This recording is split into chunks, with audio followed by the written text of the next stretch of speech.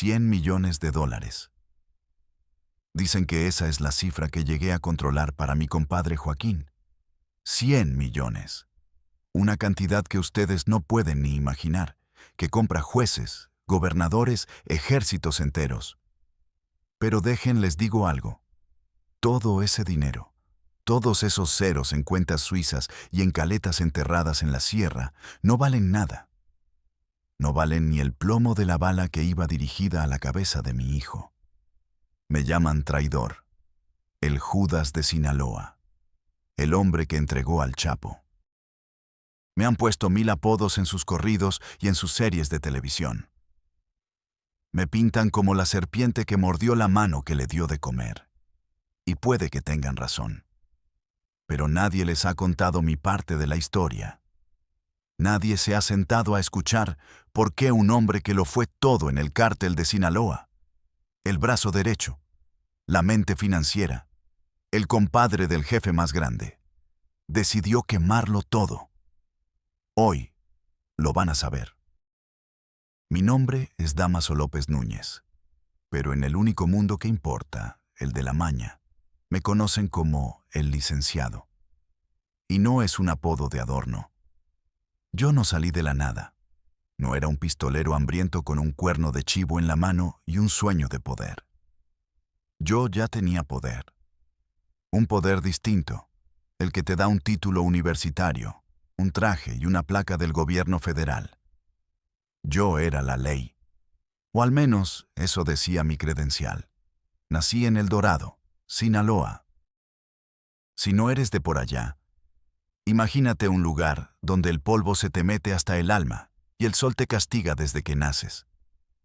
En Sinaloa aprendes rápido que solo hay 2 tipos de personas: los que mandan y los que obedecen, los que tienen y los que miran con envidia. Mi padre era un hombre de rancho, un hombre recto.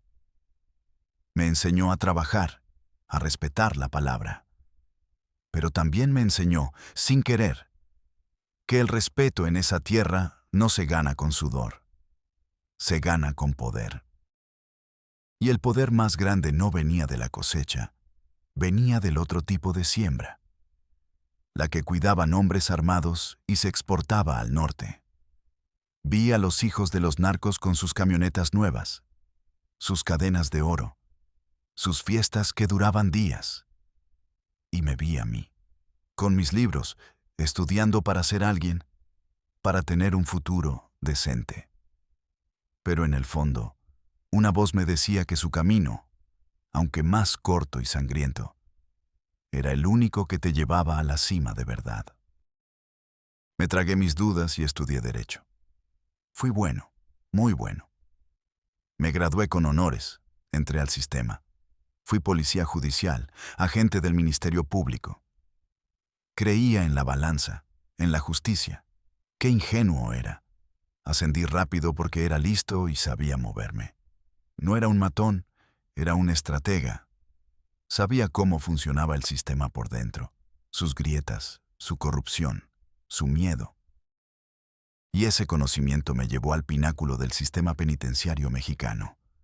Subdirector de Seguridad y Custodia del Penal de Máxima Seguridad de Puente Grande, Jalisco. La tumba de los capos. La jaula de las bestias. O eso creían todos. Para mí, fue mi universidad. La verdadera. Ahí dentro estaban los verdaderos dueños de México. Y yo era su carcelero. El día que mi alma se puso en venta no hubo balazos ni amenazas. Fue en una oficina, con aire acondicionado y un vaso de whisky caro en la mano. Adentro de la celda de Joaquín Guzmán lo era. Su celda era un departamento de lujo. Tenía de todo: televisión, teléfono satelital, cocinero personal, las mujeres que quisiera. Y a mí, al subdirector, sentado frente a él. Recuerdo su mirada. No era la de un preso. Era la de un rey en su palacio. Penetrante, astuta. Sabía leer a la gente en segundos. Vio mi ambición, vio mi frustración con un sueldo de gobierno que apenas me alcanzaba para mantener las apariencias. No me ofreció dinero al principio. Me ofreció respeto. Me habló de futuro. Licenciado, me dijo con esa voz rasposa tan suya. Usted y yo somos hombres de visión. Usted ve las rejas. Yo veo las oportunidades que hay detrás de ellas. Este país es nuestro. Solo hay que saber administrarlo. Usted tiene la llave de la jaula, pero yo tengo la llave del mundo. Ayúdeme a administrar mi mundo desde aquí, y cuando salga, usted será parte de mi mesa, de mi familia. Junto a él estaba Héctor el Güero, Palma. Asentía a todo lo que decía Joaquín. Eran el poder puro. No me estaban pidiendo que abriera la celda, me estaban pidiendo que fuera sus ojos y sus oídos, que les pasara información, que les facilitara las comunicaciones, que metiera y sacara lo que ellos necesitaran, que convirtiera la prisión de máxima seguridad en su oficina central de operaciones. Y a cambio, no solo dinero, a cambio, poder. Un poder real, no el poder de papel que me daba mi placa. Esa noche, mientras volvía a mi casa, entendí la elección. Podía seguir siendo un burócrata bien pagado, un engrane más en la máquina del gobierno, siempre bajo las órdenes de un político corrupto en la Ciudad de México. O podía convertirme en socio del hombre más poderoso de México. Un hombre que escribía sus propias leyes con sangre y plata. Miré mis manos en el volante, las manos de un abogado, de un funcionario. Y en ese momento tomé una decisión. Al día siguiente, el primer cargamento de teléfonos satelitales entró a Puente Grande escondido en un camión de lavandería. Mi alma ya no me pertenecía. Se la había vendido a mi compadre, el Chapo Guzmán. Y por casi 2 décadas, ese pacto me convirtió en un rey. No sabía que el precio final no se pagaría con dinero, ni con cárcel. Se pagaría con la sangre de mi hijo. El pacto se selló en silencio, pero el primer jale retumbó en todo el penal. No fue con teléfonos. Eso era juego de niños. Lo primero que me pidió mi compadre fue una prueba de lealtad, una que no se pudiera borrar. Había un comandante de los Zetas, un tal Halcón 4, que le estaba haciendo mucho ruido a su gente en Tamaulipas. Por azares del destino, o más bien, por la torpeza del gobierno, lo iban a trasladar a Puente Grande. Joaquín lo supo antes que el propio director del penal. Me llamó a su celda. Ya no había whisky, solo negocios. Me puso un mapa en la mesa. Licenciado, me dijo, este animal no puede pisar mi patio. Si entra aquí, va a querer formar su propia tienda, va a empezar a alinear a la gente, y esto se va a convertir en un cochinero. No lo quiero aquí, no lo quiero vivo. Sentí un frío que me recorrió la espalda. Una cosa era pasar contrabando, hacer la vista gorda. Otra muy distinta era desaparecer a un enemigo del cártel, a un peso pesado. Eso era cruzar la línea final. Leí en sus ojos que un no era una opción. Mi conocimiento del sistema era mi mayor activo. Le expliqué que un traslado de alto perfil no se puede cancelar así como así. No lo cancele, Lick. Desvíelo. Esa fue su orden. Pasé 2 días sin dormir, revisando expedientes, protocolos de traslado, bitácoras de la Policía Federal. Encontré la grieta. Un protocolo médico de emergencia. Falsifiqué un historial clínico completo para el Halcón 4. Le inventé una insuficiencia renal crónica que requería un tratamiento especializado urgente que, casualmente, solo se podía administrar en un hospital civil de Guadalajara, que estaba, convenientemente, en la ruta de su traslado. Firmé los oficios, sellé los documentos, hice las llamadas. Parecía todo legal, todo burocrático. Yo, el subdirector de seguridad, preocupado por la salud de un interno. Pura mierda. La noche del traslado, Joaquín me dio un teléfono desechable. Le van a llamar de este número. Solo conteste y cuelgue. No dormí. Caminaba por los pasillos vacíos de la zona administrativa, escuchando el eco de mis pasos y el latido de mi corazón. A las 3 de la mañana, el teléfono vibró. Contesté. Una voz que no conocía, fría y norteña, solo dijo: el paciente no llegó al hospital. Se complicó en el camino. Y colgó. Al día siguiente, las noticias hablaban de una emboscada al convoy federal. Un topón brutal. Murieron 5 policías y el reo. Encintado y con el tiro de gracia. El Halcón 4 había sido borrado del mapa. Yo me senté en mi escritorio, con mi café, y leí el informe preliminar como si fuera una novedad. Nadie sospechó de mí. Yo era el funcionario eficiente que había intentado salvarle la vida. Por dentro, algo en mí se había roto para siempre. Esa fue la primera sangre en mis manos. Indirecta, limpia, burocrática, pero sangre al fin y al cabo. Una semana después, recibí la orden de recoger mi bono. Me citaron en una casa de seguridad en Zapopan. Una casa normal por fuera. Entré y un hombre sin rostro, de esos que solo están ahí para cumplir órdenes, me llevó a un cuarto en el sótano. Abrió la puerta y casi me quedó ciego. El cuarto no tenía muebles. Solo pilas y pilas de dinero. Dólares. Cientos de miles, quizás millones. El olor a papel, a tinta, era abrumador. El patrón dice que esto es para sus gastos, Lick, para que ande cómodo. Nunca en mi vida había visto tanto dinero junto. Mi sueldo de subdirector, que me parecía una fortuna, era una broma al lado de una sola de esas torres de billetes. Me dieron 3 maletas deportivas. Las llené hasta que no cabía un billete más y todavía quedaba una montaña de dinero en el suelo.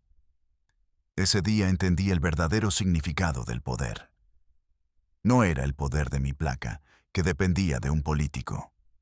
Era el poder de hacer que las cosas sucedieran, el poder de comprar voluntades, de torcer la ley, de quitar y poner vidas. Mi vida cambió de la noche a la mañana. Compré una casa en un fraccionamiento exclusivo, de esas con muros altos y seguridad privada. Le compré a mi esposa el carro que siempre había querido. A mi hijo, a mi Damaso, a mi Mini Lick, le empecé a dar todo. Los mejores colegios, ropa de marca, los juguetes más caros. Quería que tuviera todo lo que yo no tuve. Quería construirle un imperio. Y lo estaba haciendo, llamada a llamada, favor a favor, para mi compadre. Dentro de Puente Grande, yo era el verdadero director. El director oficial era una figura decorativa que venía a cobrar su cheque y a firmar lo que yo le ponía enfrente. Yo decidía quién entraba, quién salía, qué se permitía y qué no. El penal era la oficina central del cártel de Sinaloa. Las fiestas adentro eran legendarias. Grupos norteños tocando en vivo, cajas de coñac y botellas de Dom Perignon. Comida de los mejores restaurantes de Guadalajara. Todo entraba por la puerta principal, autorizado por mí. Afuera, me convertí en un fantasma respetado. Empecé a usar mi conocimiento legal para blanquear el dinero, para crear empresas fachada, para comprar propiedades. Ya no era solo un facilitador, era un operador financiero. La gente de negocios, los políticos, los comandantes de la policía. Todos sabían quién era yo. Me hablaban con un respeto que rayaba en el miedo. Una llamada mía podía resolver un problema legal, conseguir un permiso de construcción o hacer desaparecer una investigación incómoda. Estaba en la cima del mundo. Tenía dinero, poder y la protección del hombre más buscado del planeta. Me había convertido en la sombra de Joaquín, en su cerebro fuera de la jaula. Todas las noches, cuando llegaba a mi casa y veía a mi hijo durmiendo, me decía a mí mismo que todo esto era por él, para asegurarle un futuro donde nunca le faltara nada. Pero la verdad es que ya estaba deslumbrado, adicto a ese poder. Me sentía intocable, un dios que movía los hilos desde su oficina gubernamental. Una tarde, en la visita conyugal, Joaquín me sirvió un tequila. Estaba tranquilo, sonriente. Hablamos de negocios, de la familia. Y entonces me miró fijamente y soltó la bomba. «Compadre», me dijo, «este lugar ya me aburrió. El negocio está creciendo y necesito estar afuera para atenderlo. Es hora de irse a casa». Me estaba pidiendo que lo sacara de la prisión más segura de América Latina. No me estaba preguntando. Me estaba dando la siguiente orden. La fuga de mi compadre Joaquín no fue como la pintan en las series. No hubo túneles espectaculares ni operativos de película. Al menos no en esa primera vez, en 2001. Fue algo mucho más simple y mucho más humillante para el gobierno. Salió por la puerta grande, escondido en un carrito de lavandería. Mi trabajo fue el de un director de orquesta. Coordinar que el día preciso, a la hora precisa, las cámaras fallaran, los guardias asignados fueran los nuestros y las puertas se abrieran sin hacer preguntas. Pura logística, pura corrupción. La noche que se fue, el 19 de enero, yo estaba en mi oficina revisando papeles falsos para cubrir la operación. La tensión era insoportable. Cada minuto parecía una hora. Cuando mi radio interno guardó silencio por más de 10 minutos, supe que lo había logrado. Mi compadre estaba libre. Y yo, Dámaso López Núñez, el funcionario modelo, me había convertido oficialmente en el prófugo más poderoso dentro del sistema. Mi vida se partió en dos. De día, seguía siendo el subdirector, fingiendo indignación, encabezando la investigación interna, interrogando a los mismos guardias a los que yo les había pagado para que se hicieran pendejos. De noche, me reunía con la gente de Joaquín en ranchos escondidos en la sierra para planear la reestructuración del cártel. Fue entonces cuando el verdadero horror se volvió cotidiano. Afuera, el mundo era nuestro. El Chapo, libre, desató una guerra para recuperar el control total, y yo era su consejero. Mi apodo, el licenciado, cobró un nuevo significado. No solo era el abogado, era el juez y el verdugo. Recuerdo una reunión en un rancho cerca de Culiacán. Estábamos celebrando la caída de un jefe de plaza de los Arellano Félix, en Tijuana. Había música de banda en vivo. Valentín Elizalde cantando en persona para nosotros, botellas de whisky que valían más que un carro. Políticos de alto nivel, generales del ejército, todos sentados a la mesa con el patrón. Era una fiesta obscena de poder. En medio de la celebración, trajeron a 2 hombres. Eran policías judiciales de Baja California que habían estado trabajando para los Arellano. Los pusieron de rodillas en el centro del patio. Estaban golpeados, ensangrentados. Joaquín dejó de reír. Se levantó, se acercó a ellos y les preguntó: ¿quién es el patrón en Tijuana? Los hombres temblaban, no podían ni hablar. Joaquín sacó su pistola, una Super Punt 38 con cachas de oro y diamantes. No les disparó. Se la dio a uno de sus sicarios, a un chavo que no tendría más de 20 años, apodado El Bravo. «Demuéstrame que tienes huevos», le dijo. El muchacho, para probar su lealtad, empezó a torturarlos ahí mismo, delante de todos. Usó un soplete y un cuchillo. Los gritos se mezclaban con la música de la banda, que no dejó de tocar ni un segundo por orden del patrón. Nadie en la fiesta se inmutó. Seguían bebiendo, comiendo, como si estuvieran viendo un espectáculo. Yo sentí que el estómago se me revolvía. pero mi cara era una máscara de piedra. Aprendí rápido que mostrar debilidad o asco era una sentencia de muerte. Tenías que aplaudir el horror, celebrarlo como una victoria. Esa era la regla. Mi trabajo se volvió más sofisticado.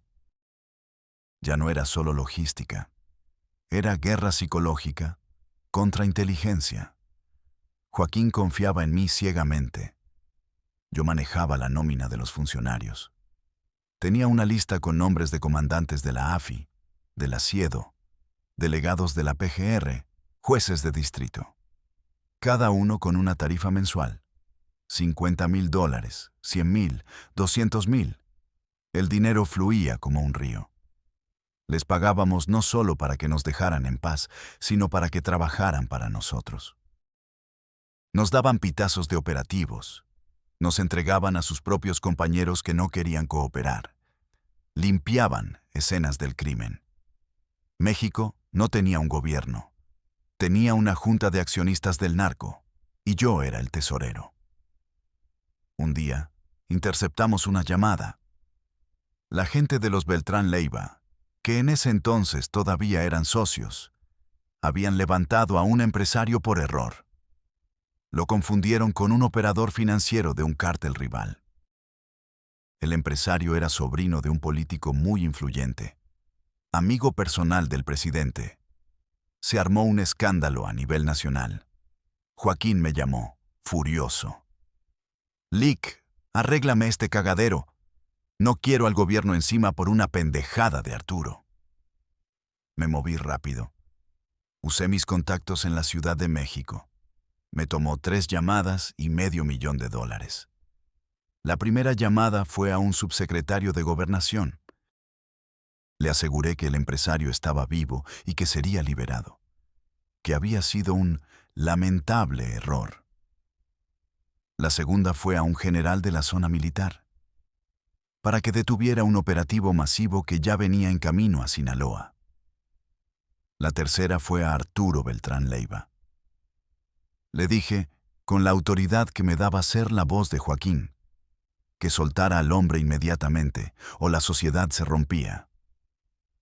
A las 6 horas, el empresario apareció en una carretera, asustado pero ileso. Al día siguiente, los periódicos dijeron que había sido rescatado por un eficiente operativo de inteligencia. La verdad es que lo habíamos comprado. Así funcionaba todo. Una llamada, un maletín, un problema menos. Pero el horror tenía 1000 caras. No todo eran balazos y levantones. A veces era psicológico. Una vez, un famoso cantante de música regional, cuyo nombre no voy a decir pero que todos conocen, le compuso un corrido a un enemigo de Joaquín. Un error fatal. No lo matamos. Eso hubiera sido un escándalo. Joaquín ideó algo peor. Lo mandamos levantar. Lo tuvimos una semana en una casa de seguridad. No le tocamos un pelo. Simplemente lo sentamos en un cuarto con una televisión. Y durante 7 días, 24 horas al día, le pusimos un video en bucle de la ejecución de ese enemigo al que le había cantado. El video era explícito. La decapitación, todo. Al 8º día, lo soltamos. El hombre nunca volvió a ser el mismo. Dejó de cantar por años. Su carrera se vino abajo. Le habíamos matado el alma. Yo era el arquitecto de muchas de esas cosas. Mis ideas no involucraban un cuerno de chivo, sino un profundo conocimiento de la ley y de la psique humana. Yo sabía que hería más que una bala. Una cuenta bancaria congelada, una acusación fabricada contra un familiar inocente, una foto comprometedora en el escritorio de un juez. Ese era mi campo de batalla. Y en ese campo yo era invencible. Estaba tan metido, tan profundo, que ya no distinguía entre el bien y el mal. Solo había poder, lealtad y supervivencia. Mi hijo, mi Minilic, crecía en ese ambiente. Veía a hombres armados cuidando la casa, veía las camionetas blindadas, Escuchaba las conversaciones en clave. Para él, ese era el mundo normal. Yo le decía que eran negocios, y en cierto modo lo eran, el negocio más brutal y rentable del mundo. No sabía que al criarlo en ese paraíso envenenado, lo estaba preparando para ser el blanco perfecto en la guerra que estaba por venir. La guerra que lo cambiaría todo. La guerra contra mi propia familia. La caída siempre empieza con una grieta, una pequeña fisura en la estructura que parece insignificante, pero que con el tiempo y la presión derrumba todo el edificio. Mi grieta, nuestra grieta, se llamó Alfredo Beltrán Leiva, el Mochomo. Su arresto en enero de 2008 fue el terremoto que partió al cártel de Sinaloa en dos. Arturo Beltrán, su hermano, el Barbas, se convenció de que Joaquín lo había entregado para quitárselo de encima y quedarse con todo el poder. Fue una acusación directa, una declaración de guerra. De la noche a la mañana, los que eran nuestros socios, nuestros compadres, se convirtieron en nuestros peores enemigos. Conocían nuestros secretos, nuestras rutas, nuestras casas de seguridad, nuestros contactos en el gobierno. La paranoia se instaló como una plaga. Ya no podías confiar en nadie. Cualquier llamada podía ser una trampa. Cualquier reunión, una emboscada. La sangre empezó a correr por las calles de Culiacán, de Mazatlán, de todo el país. Ya no era una guerra contra otros cárteles o contra el gobierno. Era una guerra civil. Hermano contra hermano. Compadre contra compadre. Recuerdo una junta de emergencia en la sierra, en un lugar tan remoto que solo se podía llegar en helicóptero. Estábamos Joaquín, el Mayo Zambada y yo. El aire estaba cargado de tensión. Joaquín estaba fuera de sí. «Ese traidor de Arturo», gritaba. Le di mi confianza, comía en mi mesa. Y ahora me acusa de vender a su hermano, a mí, que soy el padrino de sus hijos. Fue en esa reunión que vi por primera vez el lado más oscuro de mi compadre. Un lado que el poder absoluto había alimentado hasta convertirlo en un monstruo. Ordenó una purga, una limpieza total. Quiero que borren a todo el que huela a Beltrán, a sus sicarios, a sus contadores, a sus familias. No quiero prisioneros, licenciado. Quiero un mensaje claro. Mi trabajo se transformó. Ya no se trataba de corromper y construir, ahora se trataba de cazar y destruir. Usé toda mi red de inteligencia, mis contactos en la policía y el ejército, no para evadir la ley, sino para dirigirla. Le pasaba al gobierno ubicaciones de casas de seguridad y laboratorios de los Beltrán. Los usaba como mi ejército privado. Les daba un objetivo. Ellos hacían el trabajo sucio. Se colgaban la medalla. Y nosotros nos quitábamos un problema de encima. Era una simbiosis perfecta y macabra. Pero la violencia se salió de control. Las cabezas aparecían en hieleras afuera de las escuelas. Los cuerpos colgados en los puentes se volvieron parte del paisaje urbano. La crueldad era el lenguaje. Una vez, capturamos a un contador importante de los Beltrán. Joaquín quería saber dónde escondían el dinero. El hombre no hablaba. Lo torturaron por días, pero no soltaba prenda. Entonces Joaquín tuvo una idea. Mandó traer al hijo del contador, un muchacho de 16 años. Lo sentaron en una silla frente a su padre. No le hicieron nada al chico. Simplemente lo obligaron a ver cómo desollaban vivo a su padre. El hombre gritó las ubicaciones, las cuentas, todo. Era demasiado tarde. Cuando terminaron, Joaquín ordenó que mataran al muchacho también. «No podemos dejar testigos», dijo, sin un ápice de emoción. Esa noche, por primera vez, sentí miedo. No miedo a los enemigos, ni a la policía. Miedo a mi compadre. Miedo al hombre en el que se había convertido. Vi a mi propio hijo en el rostro de ese muchacho. Mi Dámaso, mi Minilic, ya era un joven. Empezaba a involucrarse en el negocio, seducido por el poder y el dinero fácil que yo mismo le había puesto en las manos. Manejaba sus propios negocios. Tenía a su propia gente. Era inteligente, audaz, pero también imprudente. Se sentía, como me sentí yo, intocable. Y eso me aterraba. El punto de quiebre personal. El momento en que el sueño se convirtió en una pesadilla de la que no podía despertar. Fue con el asesinato de Edgar Guzmán, el hijo de Joaquín. Lo acribillaron en el estacionamiento de un centro comercial en Culiacán. Más de 500 disparos de cuerno de chivo. Fue un golpe devastador para Joaquín. Se encerró, no hablaba con nadie.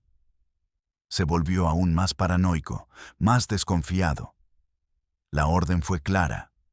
La muerte de su hijo se pagaría con 1000 vidas. El problema fue que nuestros propios sicarios, en su afán de cumplir la orden, se equivocaron. Confundieron una camioneta y mataron a una familia inocente que salía del cine. Ese error no importó. Lo que importaba era la demostración de fuerza.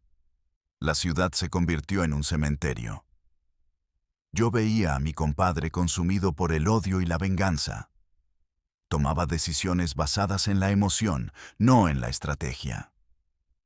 Empezó a sospechar de todos, incluso de su círculo más cercano. Un día me mandó llamar a una de sus casas en la montaña. Fui solo, como siempre. Pero esta vez, el ambiente era diferente. Sus guardias me desarmaron en la entrada, algo que nunca antes habían hecho. Me revisaron de pies a cabeza. Entré a la sala y él estaba sentado, rodeado por 10 de sus hombres más leales, todos con los rifles en alto. Sentí un escalofrío. «Compadre», me dijo con una voz fría que no le conocía. «Hay un soplón en la familia. Alguien le está pasando información al gobierno. Y todos los dedos te apuntan a ti, licenciado. Eres el único que habla con ellos. Eres el único que sabe cómo piensan». Me quedé helado. Era una sentencia de muerte. Mi mente corrió a 1000 por hora buscando una salida. Sabía que cualquier palabra incorrecta sería la última. Lo miré a los ojos. «Compadre Joaquín», le dije con toda la calma que pude fingir. «Usted y yo hicimos un pacto hace muchos años. Mi lealtad es con usted y con esta familia. Si usted cree que yo soy el traidor, entonces no tiene más que dar la orden aquí y ahora. Pero si me mata, estará matando al hombre que le ha resuelto todos los problemas. El soplón seguirá ahí afuera, y usted se habrá quedado ciego. Piénselo». Hubo un silencio que duró una eternidad. Podía escuchar mi propia sangre bombeando en mis oídos. Finalmente, hizo un gesto con la mano. Sus hombres bajaron las armas. «Más te vale que encuentres a esa rata, licenciado. Porque si no, el próximo en esta silla serás tú». Salí de esa casa sabiendo que algo se había roto para siempre. La confianza había muerto. A partir de ese día, viví mirando por encima del hombro, no solo por los enemigos, sino por mis propios amigos. Mi compadre, el hombre al que había ayudado a construir un imperio, ahora me veía como una amenaza potencial. Y yo sabía que para un rey paranoico, la única solución para una amenaza, real o imaginaria, es la eliminación. La pesadilla apenas comenzaba. La segunda captura de Joaquín, en 2014, no me alivió. Al contrario, me hundió más en el infierno. Con él fuera, sus hijos, los Chapitos, quisieron tomar el control total. Iván Archibaldo y Jesús Alfredo. Un par de mocosos criados en la opulencia, que nunca habían pasado hambre ni habían tenido que chingarle de verdad. Creían que el apellido les daba derecho divino. No tenían la astucia de su padre, solo su arrogancia y su crueldad. Me veían como un viejo estorbo, un vestigio del pasado que les recordaba que su padre necesitaba a alguien más para pensar. Chocamos de inmediato. No respetaban mi autoridad, mis consejos. Para ellos, yo era el licenciado, el de los papeles, no un hombre de acción. Empezaron a tomar decisiones estúpidas, a calentar plazas innecesariamente, a matar gente por capricho. Estaban destruyendo el imperio que yo había ayudado a construir. Mi hijo, Dámaso, mi Minilik, se puso de mi lado. Él tampoco lo soportaba. Veía en ellos la misma imprudencia que a mí me aterraba. Y eso lo convirtió en su enemigo número 1. La guerra ya no era contra los Beltrán, ni contra el gobierno. Ahora la guerra era interna, por la sucesión. Una guerra entre el heredero de sangre y el heredero de confianza. Los chapitos me mandaron un mensaje. Levantaron a 2 de mis sobrinos en Culiacán. Los torturaron y los ejecutaron, dejando sus cuerpos en una camioneta con un narcomensaje dirigido a mí. Me llamaron traidor. Decían que yo había ayudado al gobierno a recapturar a su padre para quedarme con el negocio. Era una mentira absurda, una excusa para declararme la guerra y eliminarme. Joaquín, desde la cárcel, intentó mediar. Se dio cuenta del desastre que sus hijos estaban causando. Logró enviar mensajes, pidiendo calma, pidiendo que me respetaran. Pero ya era tarde. Los chapitos estaban borrachos de poder y no escuchaban a nadie, ni a su propio padre. La gota que derramó el vaso fue cuando Joaquín se fugó por segunda vez del altiplano, en 2015. Yo ayudé, por supuesto. Organicé la logística desde afuera, coordiné a los abogados, a los ingenieros del túnel. Pensé que su regreso pondría orden. Me equivoqué.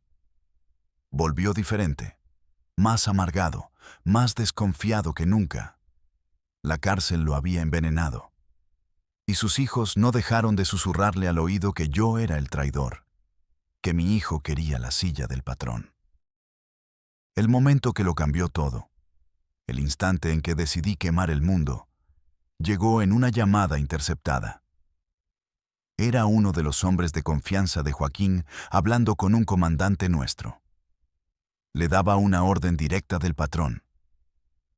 El viejo dice que el Minilik ya se siente muy gallito, que hay que bajarlo de su nube, que lo quiere ver en una bolsa de plástico. Mi sangre se convirtió en hielo. Joaquín, mi compadre, el padrino de mi hijo, el hombre por el que había arriesgado todo, había ordenado la ejecución de mi Dámaso. Entendí que ya no había vuelta atrás. La lealtad había muerto. El pacto estaba roto. Para él, mi hijo era solo una pieza más en el tablero, una amenaza a su linaje, a la dinastía de sus cachorros. Para mí, era mi vida entera. Todas las muertes, toda la corrupción, todos los pactos con el diablo que hice, me los justifiqué diciéndome que eran para construirle un futuro. Y ahora, el arquitecto de ese futuro quería demolerlo. En ese preciso momento, dejé de ser el licenciado del cártel de Sinaloa y me convertí en un padre aterrorizado. Hice lo impensable. Contacté a los únicos que podían proteger a mi hijo, el gobierno de Estados Unidos, la DEA. Fue la llamada más difícil de mi vida. Vender a mi compadre, a mi historia. Pero cada vez que cerraba los ojos, veía a mi hijo en esa bolsa de plástico. Negocié. Mi libertad y la de mi hijo a cambio de la cabeza de Joaquín Guzmán Loera.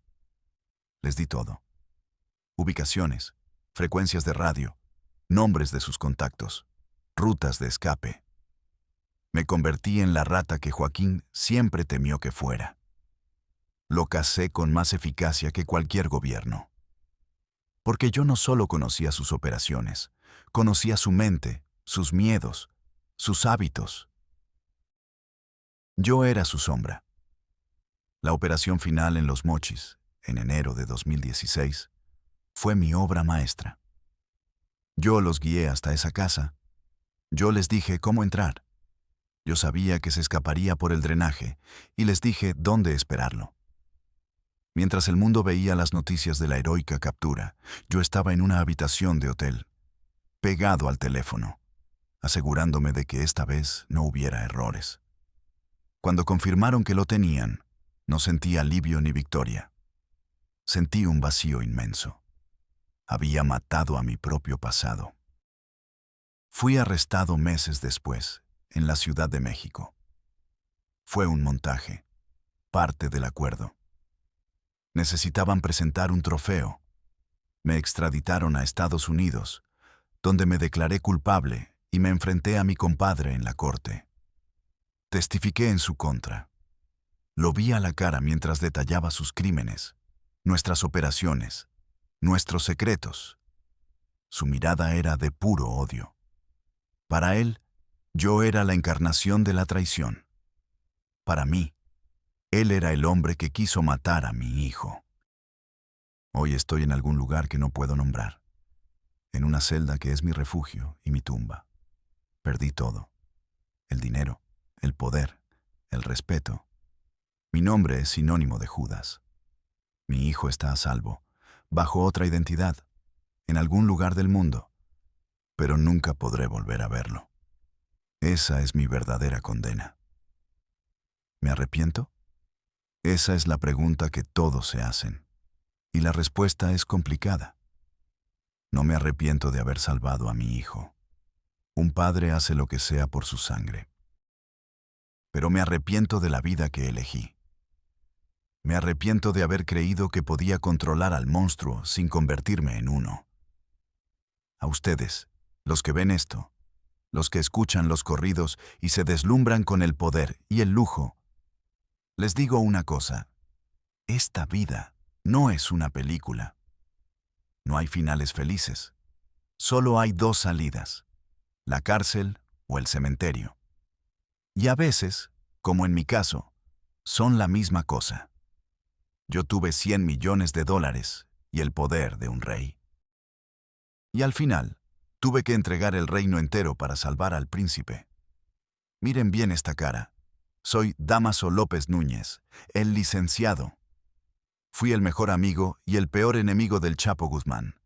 Y esta fue mi confesión.